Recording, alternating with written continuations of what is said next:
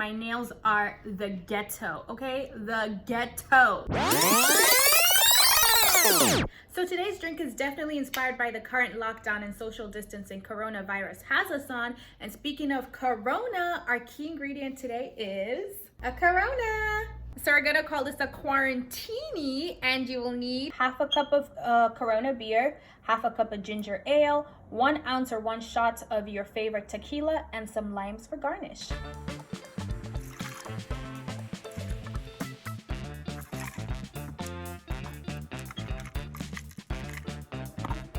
And there you have it, a quarantini. Cheers! Thembi, Thembi, Thembi, Thembi, Thembi, Thembi, Thembi, Thembi, Thembi,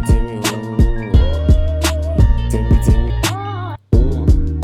So as we've all experienced, being in quarantini has our hair, nails, brows, and everything in between looking crazy. The last time I got anything done was for the NAACP Awards, and that was February 22nd. So a good 3 or 4 weeks before we got on official lockdown. So I was already due for a mani-pedi, eyebrow threading, and all of that around that time. That being said, it's mid-April now and my nails are the ghetto, okay? The ghetto. Being that I'm currently not able to get my nails done professionally, I ordered some nail things that took longer than usual to arrive because obviously of the coronavirus situation. So I'm gonna show you guys how I chose to do my nails on my own, from home, on a budget, so you don't always have to depend on someone to have you looking fly, because we are fine and frugal over here. So frugal that I have been rocking this bandage on my finger this entire time just so this nail doesn't rip off. So I got all these products from Amazon and I'll link them all below.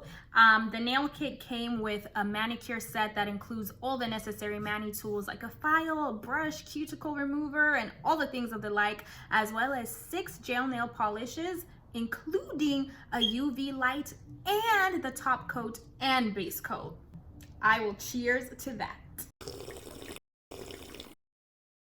So what I like most about this kit is that it came with everything I just mentioned, and you guys, it only cost me $48. That is literally way less than it costs to get a mani-pedi at your local nail shop, especially if you live in LA. So let's cheers to that again. Hallelujah! Okay, so I have a towel and paper towel that I'm gonna put on my work area just so my nail filings and clippings and all that stuff don't get all over the place. These are actually my real nails, and what I currently have is an acrylic overlay with gel polish, and I'm going to start off by taking the gel off with this magic remover polish I got, and I've never tried it before, so I have no idea what to expect. And of course, you can always use the cotton and foil soaking method to remove both the gel and acrylic at once, and if you do choose to use that method, just be sure to remove the shine from the gel polish by filing it off. So I'm going to take the foil off since I'm trying out the magic remover, and child, it left my finger ashy. So the magic remover has a very thick and tacky consistency to it. So I'm going to apply 1 to 2 coats just so it really gets in there. And if you can see, it even starts to bubble a little bit. So I kept that on for about 10 minutes. And in the meantime, while I wait, I grab my drink and get a little sippy. After the 10 minutes have passed, you can see the nail polish is all cracked up and ready to be removed. So I'm going to use a cuticle pusher to basically scrape the nail polish off. As I mentioned, I never used this before, so I was pretty impressed during this step because it came off really easy. So I think it's a good product if you don't have any type of acrylic to remove and only the gel polish. I'd recommend going straight to the cotton and foil soaking method if you do have acrylic or tips of any kind. And basically you just break the cotton and the foil into pieces, soak the cotton with some acetone, and then wrap it around your finger with the foil. Putting the foil on both hands was definitely a little bit of a challenge, and my fingers look like I'm throwing all types of gang signs, but I eventually got it together. And once I finished wrapping all of my nails, I sat like this for about 30 minutes while I watched some Ozark. And I'm sure you don't have to wait that long, but I'm bored in the house and I'm in the house bored, so I figured why not. Now that I'm done soaking, I'm going to use my cuticle pusher to scrape off the acrylic. And I'm so excited about this because it came off so easily, and I wish I would have just done this from the jump. but I did want to try the magic remover, so I ain't too mad. And it's trial and error because I'm definitely not a professional, but I'm definitely saving all my coins. The gel and the acrylic is finally off, and this is what my natural nails look like underneath all that. And now I'm just trying to decide if I want to cut all my nails to match this one since it broke. But I think I'm just gonna pretend like I don't even see it. Now I'm going to shape and file my nails and also smooth the nail bed by filing off all the damage and roughness the acrylic overlay left behind. Now I'm just going to clean the nails with some cuticle remover, and I got this from Sally's some time ago, and I basically just put it on my nail and push the cuticles back. So now I'm going to use a cuticle remover to actually remove the cuticles, and this one is a little bit different from maybe the ones you guys are used to, but those ones scare me and I just felt like I would hurt myself, so this one was, the easier one for me to use. I washed my hands after I removed the cuticles, and now I'm kind of just filing them again, making sure I focus on the nail bed, smoothing it out because they were a little rough, but you want to make sure you have a nice foundation for a smooth nail polish application. You can soak the nail polish you want to use in some warm water so it thins out the gel so the application isn't too thick.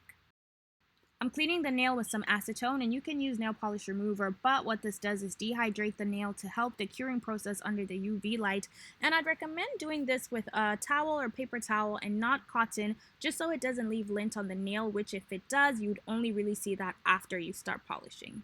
I got some rhinestones for some nail art, and this only cost me $7 from Amazon for the whole pack. That's such a steal because you already know they charge $5 to $10 per nail for any type of art at the shop, and ain't nobody got time for that.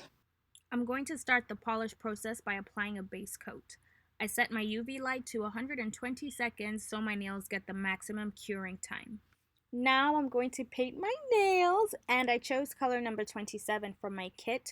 It's like a nude-ish color, and I'm not too worried about how good the first coat looks because there is another coat to follow, but I'm going to cure this for 120 seconds as well.